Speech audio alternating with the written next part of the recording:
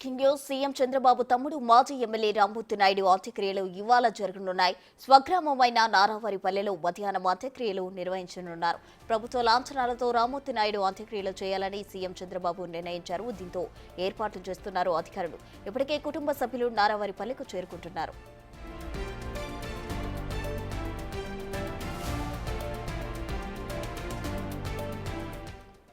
నిన్న ఏఐజీ ఆసుపత్రిలో చికిత్స పొందుతూ తుది శ్వాస విడిచారు రామ్మూర్తి నాయుడు. పార్థివ దేహాన్ని ఏఐజీ ఆసుపత్రి నుంచి నారావారిపల్లెకు తరలించారు కుటుంబీకులు.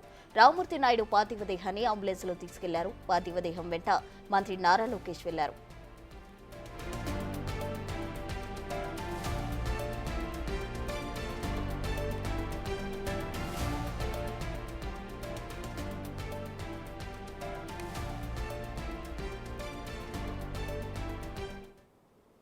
సీఎం చంద్రబాబు తమ్ముడు మాజీ ఎమ్మెల్యే రామ్మూర్తి నాయుడు అంత్యక్రియలు ఇవాళ జరగనున్నాయి. నారావారిపల్లెకు ఆయన పార్థివ దేహాన్ని తీసుకెళ్తున్నారు. ఇప్పటికే అక్కడ బంధువులు కూడా చేరుకుంటున్న పరిస్థితి కనిపిస్తుంది. దీనికి సంబంధించి మరిన్ని వివరాలు మా ప్రతినిధి దామోదర్ అందిస్తారు. దామోదర్, మరి కొద్దిసేపట్లో ఏదైతే సీఎం నారా చంద్రబాబు నాయుడు సోదరుడు నారా రామ్మూర్తి నాయుడు యొక్క భౌతికాయాన్ని గ్రామానికి నారావారిపల్లికి తీసుకొస్తున్నారు. ఇప్పటికే రేణిగుంట విమానాశ్రయానికి భౌతికాయం చేరుకుంది. భౌతికాయం తీసుకుని ఏదైతే మంత్రి నారా లోకేష్తో పాటు అదేవిధంగా ఆయన కుటుంబ సభ్యులు కూడా ఇక్కడికి చేరుకున్నారు. అదేవిధంగా ఇక్కడ మనం చూస్తున్న ఈ ప్రదేశంలోనే ఆయన అంత్యక్రియలు నిర్వహించడానికి ఏర్పాట్లు చేశారు. ఇటు ఏదైతే గతంలో నారా చంద్రబాబు నాయుడు యొక్క తల్లి నారా అమ్మనమ్మ, అదేవిధంగా నారా ఖర్జూర్ నాయుడు యొక్క సమాధులు ఉన్నాయి. ఈ సమాధులకు సమీపంలోనే రామ్మూర్తి నాయుడు అంత్యక్రియలు నిర్వహించడానికి పూర్తి స్థాయిలో ఏర్పాట్లు చేశారు. ఉదయం 9 గంటలకు ఇక్కడికి మృతదేహం ఏదైతే చంద్రబాబు నాయుడు ఇంటి వద్దకు చేరుకుంటుంది. ఆ తర్వాత అంత్యక్రియలు ఏదైతే ప్రజల సందర్శనార్థం ఇంట్లో ఆయన భౌతికాయాన్ని ఉంచుతారు. సుమారు 2 గంటల వరకు ఈ కార్యక్రమం కొనసాగుతుంది. ఏదైతే మహారాష్ట్ర గవర్నర్ రాధాకృష్ణన్ కూడా రానున్నట్లు సమాచారం రావడంతో అధికారులు అలర్ట్ అయ్యారు. మరోవైపు పెద్ద సంఖ్యలో ఏదైతే 94 నుంచి 99 వరకు ఎమ్మెల్యేగా సుదీర్ఘ పనిచేసిన రామ్మూర్తి నాయుడుకు ఇక్కడ పెద్ద సంఖ్యలో అభిమానులు ఉన్నారు, సహచరులు ఉన్నారు. చాలామంది ఆయన చలవ వల్లనే రాజకీయ జీవితాన్ని ప్రారంభించిన వారు ఉన్నారు.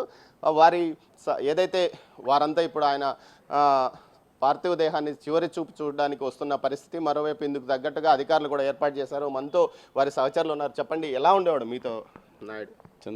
చంద్రబాబు నాయుడికి 78 నుంచి కూడా అన్న చిన్న కాంట్రాక్ట్ వర్కులు చేస్తూ చేదోడువాదుగా అన్నకి సపోర్ట్గా ప్రతి విషయంలోనూ చంద్రబాబు నాయుడు ఎమ్మెల్యేగాను మంత్రిగా పనిచేసినప్పుడు అయినా సరే కిందంతా లోకల్గా కానీ చంద్రగిరి నియోజకవర్గంలో ప్రతి కార్యకర్తకి అందుబాటులో ఉండి వాళ్ళ కష్ట నష్టాల్లో పాల్పంచుకుంటూ అన్నకు చేదోడు వాదోడుగా ముఖ్యమంత్రి అయిన తర్వాత కూడా జిల్లా రాజకీయాల్లో కూడా ఆయన ముద్ర పడింది. ఎందుకంటే ఆయన ధైర్యంగా ఎవరు ఏ సమస్య వచ్చినా నేనున్నానంటూ ముందుకొచ్చి సహాయం చేసేవాడు. ప్రతి ఇంట్లో మామర్ది అంటూ ఈ లోకల్గా అయితే వరుసలు పెట్టి పిలుస్తూ అందరినీ కలుపుగలుతనంతో చాలా అంటే ఒకటి ఆయన లేని లోటు ఎవరూ తీర్చలేనిది ఈ జిల్లా రాజకీయాల్లో. ముద్దుకృష్ణ నాయుడు తర్వాత జిల్లాలో ప్రతి మండల స్థాయిలో ప్రతి లీడర్కి నేనున్నాను, ఏ సమస్య వచ్చినా నేనున్నానంటూ భరోసా ఇచ్చి ముందుకు నడిపించేవాడు. చంద్రబాబు నాయుడుతో అంత దూరం ఎవరు పోలేని సమస్య ఉండేది ఏదైనా సమస్య వచ్చినప్పుడు.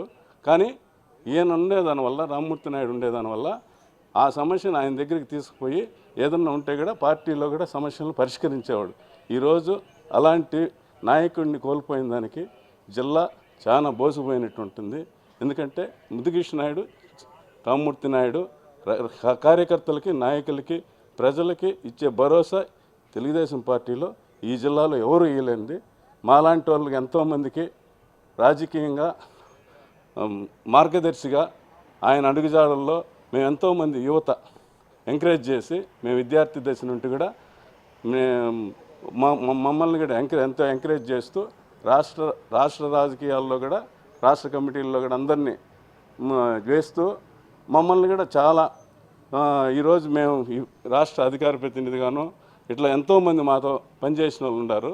వాళ్ళకి మీద ఏదైతే ఆయనతో పనిచేసిన కార్యకర్తలు ఆవేదన వ్యక్తం చేస్తున్నారు. ముఖ్యంగా తమను ఎంతో ప్రోత్సహించిన నారా రామూర్తి నాయుడు ఇక భౌతికంగా లేరు అన్న బాధ వారిని కలిచివేస్తున్న పరిస్థితి. మొత్తం మీద చూస్తే ఈరోజు 9 గంటలకు ఆయన పార్థివ దేహాన్ని ఇంట్లో ప్రజల సందర్శనార్థం ఉంచుతారు. ఆ తర్వాత 10:45 సీఎం చంద్రబాబు నాయుడు కూడా ఇక్కడికి చేరుకోనున్నాడు. ఇందుకోసం ప్రత్యేకంగా అధికారులు ఏర్పాట్లు చేశారు. ప్రభుత్వ లాంఛనాలతో అంత్యక్రియలు నిర్వహించడానికి, రాష్ట్ర ప్రభుత్వ లాంఛనాలతో అంత్యక్రియలు నిర్వహించడానికి అధికారులు కూడా పూర్తిగా ఏర్పాట్లు చేస్తున్నారు. ఇందుకు తగ్గట్టు ఏర్పాట్లు చేశారు. మరోవైపు ఏదైతే రామూర్తి నాయుడు యొక్క అనుచరులు, సహచరులు పెద్ద సంఖ్యలో చంద్రగిరికి ఇప్పటికే చేరుకున్నారు. తమ నాయకుడి చివరి చూపు చూడడానికి వారు వస్తున్న పరిస్థితి. ముఖ్యంగా జిల్లా వ్యాప్తంగా ఆయనకు పెద్ద అనుచరగానే ఉంది. అదేవిధంగా కబడ్డీ అసోసియేషన్ ప్రెసిడెంట్గా 3 దఫాలు జాతీయ అధ్యక్షుడిగా పనిచేసిన నేపథ్యంలో పెద్ద ఎత్తున కబడ్డీని ప్రోత్సహించాడు.